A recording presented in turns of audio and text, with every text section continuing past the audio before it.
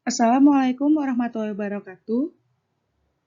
Kami dari kelompok 8 yang beranggotakan Derek Setiawan dengan PM 19 10 10 451, Diva Yunindya Tamisafitri dengan NPM 20 10 10 4028, Galih Suryo L dengan NPM 20 10 10 4129, dan Devia Safa Salabila dengan PM 20 10 10 4142 akan memaparkan materi tentang mengembangkan ide penelitian. Untuk slide ini, kita akan membahas subbab apa aja yang akan dibahas. Yang pertama itu urutan penelitian, selanjutnya itu munculnya topik penelitian, setelah itu kerangka konseptual, struktur DNA pengembangan teori baru, masalah Bradman yaitu mengembangkan strategi baru, masalah bujur dengan menerapkan solusi, dan yang terakhir akuntansi manajemen strategis. Yang pertama yaitu urutan penelitian.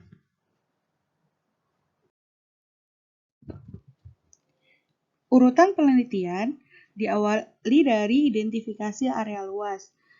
Maksud dari identifikasi area yang luas itu yaitu mempersempit fokus. Jadi dari akuntansi secara umum kita persempit nih, kita mau ngambil apa, misalnya akuntansi keuangan, akuntansi manajemen, auditing, pendidikan akuntansi, atau sistem informasi akuntansi. Selanjutnya yaitu pemilihan topik. Di dalam fase ini kita tuh menspesifikasikan sub-bidang untuk memberikan fokus yang lebih ketat, jadi kayak lebih diketatin lagi. Dan sub-bidang ini dapat dimodifikasi sesuai perkembangan selanjutnya. Yang selanjutnya yaitu putuskan pendekatan. Di sini tuh pemikiran awal mengenai pendekatan yang akan dipakai pada sumber daya yang tersedia. Di sini tuh sebuah spesifikasi rinci dari metode penelitian harus menunggu sampai tinjauan literatur telah dilakukan dan landasan teoritis dan hipotesis garis besar pada fase ini tuh sudah ditetapkan. Selanjutnya merumuskan rencana. Tonggak dan target harus ditetapkan sejak awal sehingga jelas bagaimana penelitian akan berkembang pada fase ini. Yang selanjutnya kumpulkan informasi. Pengumpulan data yang dilanjutkan dengan aman jika mengenali dengan tepat apa yang ingin kita ketahui dan untuk tujuan apa itu. Tahap perencanaan harus menyoroti periode yang kita kumpulkan data. Ini biasanya secara efektif menghalangi sebagian besar studi dan sebagian karena terlalu lama mengumpulkan data dan sebagian karena peningkatan keretatan yang terkait dengan akses situs yang diperluas. Yang selanjutnya yaitu analisis data. Metode analisis dan persyaratan perangkat lunak yang harus terlihat pada awal proses penelitian. Yang terakhir yaitu temuan saat ini. Temuan awal biasanya akan dipresentasikan pada seminar universitas, terus kayak konversi spesialis, dan lain-lain.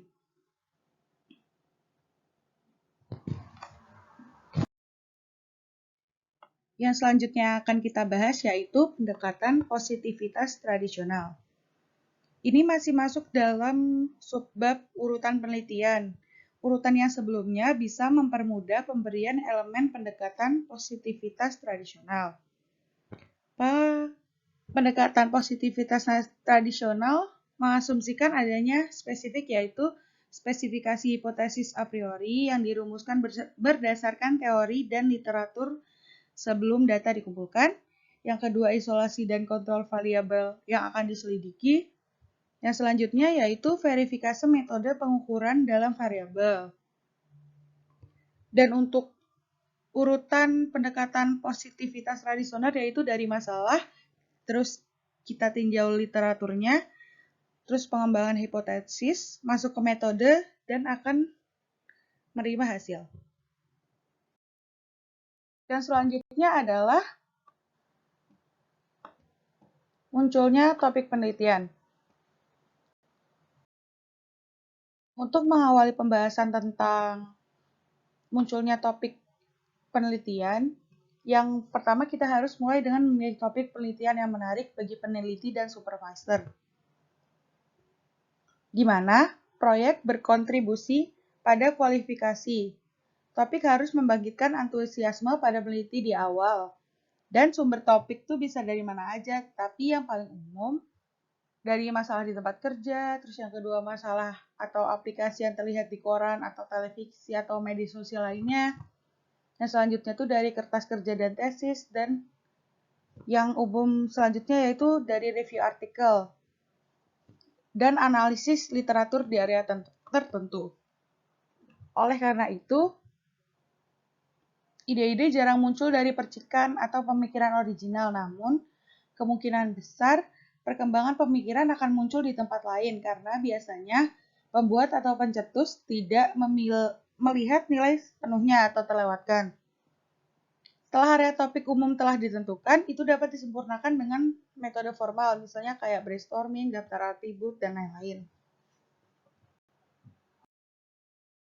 Yang selanjutnya masih dalam munculnya topik penelitian yang akan kita bahas, yaitu judul penelitian.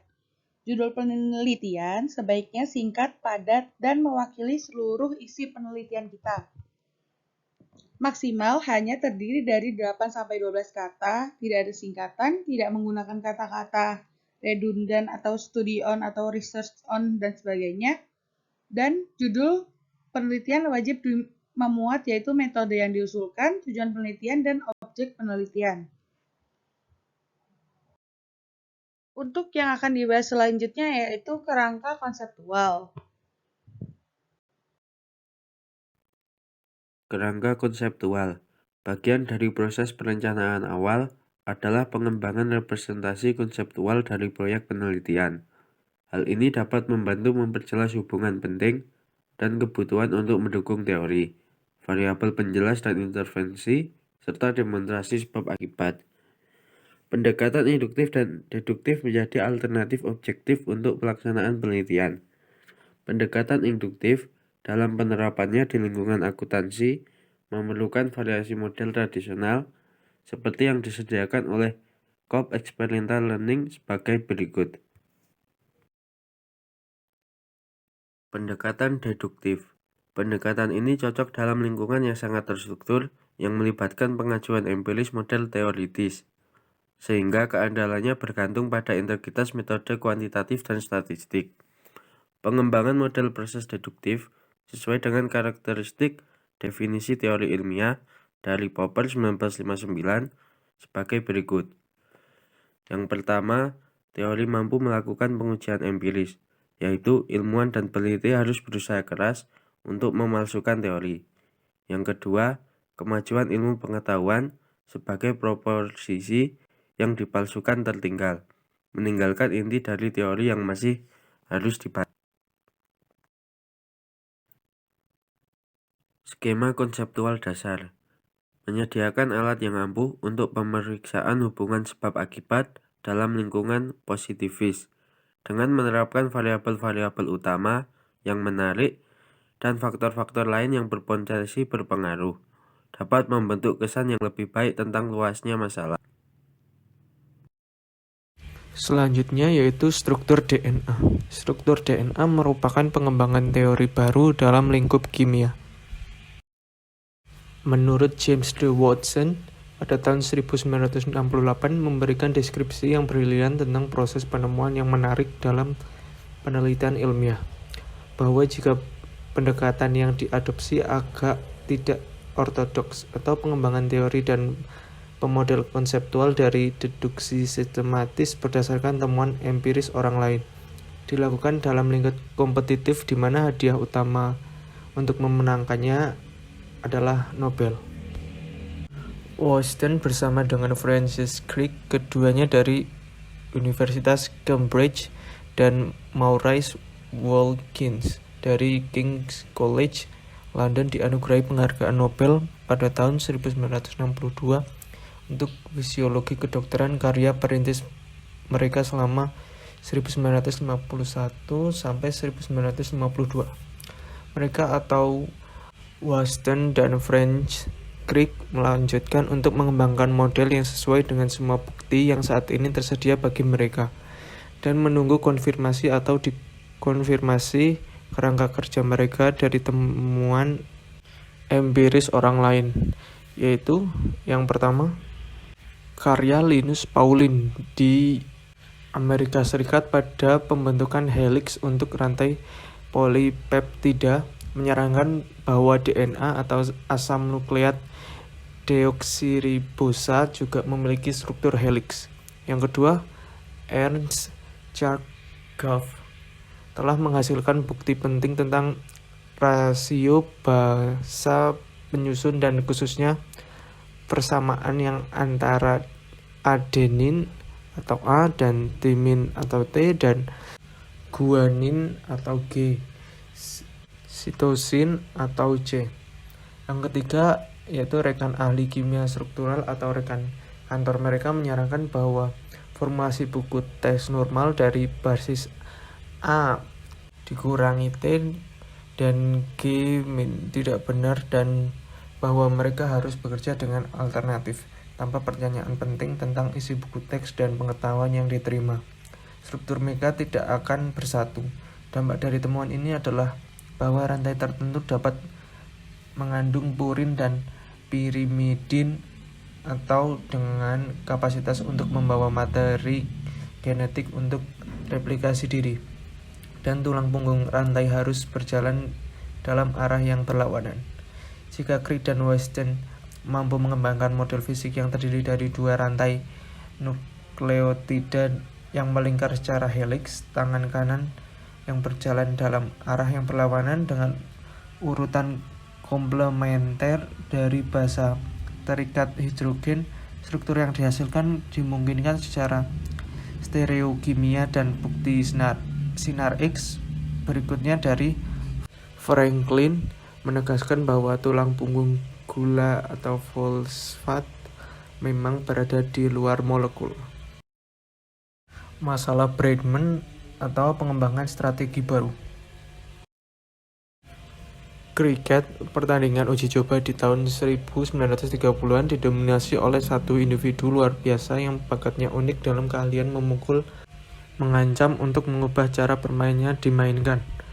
Bridgman adalah satu fenomena beberapa akan mengatakan aneh, dan membatasi dominasinya menjadi pertanyaan mendesak bagi Kapten Inggris berturut-turut.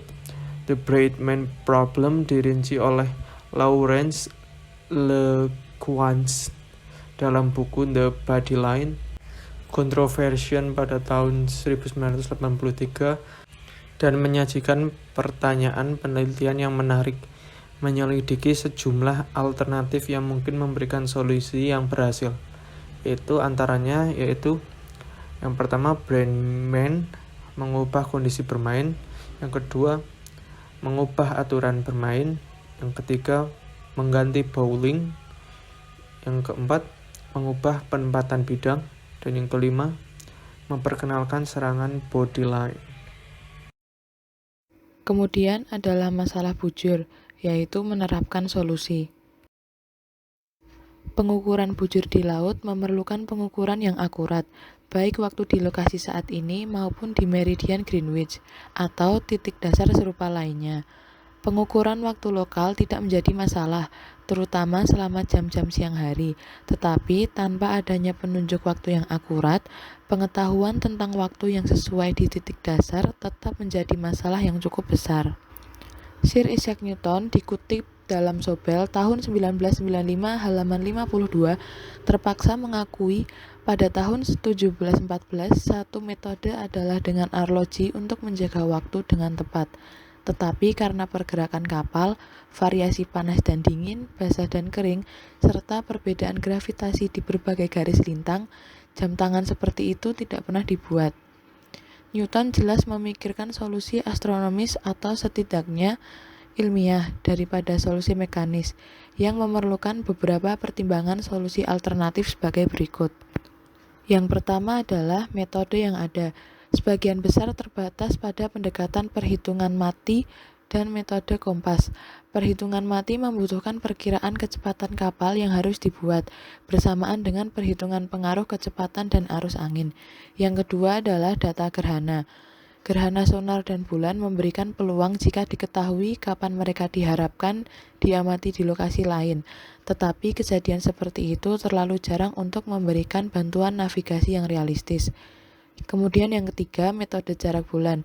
Melibatkan pengukuran jarak antara bulan dan matahari di siang hari dan antara bulan dan bintang di malam hari. Metode seperti ini membutuhkan data rinci tentang jejak bulan dan posisi masing-masing bintang, sehingga hilangnya bintang tertentu di belakang bulan dapat diprediksi. Untuk pembahasan selanjutnya adalah akuntansi manajemen strategis.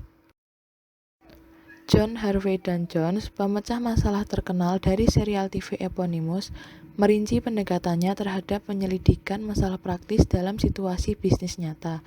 Aktivitasnya mungkin dianggap sesuai ke bentuk penelitian tindakan, di mana ia secara aktif berkolaborasi di tempat dengan individu lain. Berikut merupakan gambar 2.8 yang menjelaskan tentang bagan pendekatan Harvey Jones untuk pemecahan masalah. Kemudian, tahapan analisis yang digambarkan pada gambar 2.8 menghasilkan kerangka kerja yang lebih umum untuk solusi bisnis dan peluang peningkatan pada gambar 2.9 berikut.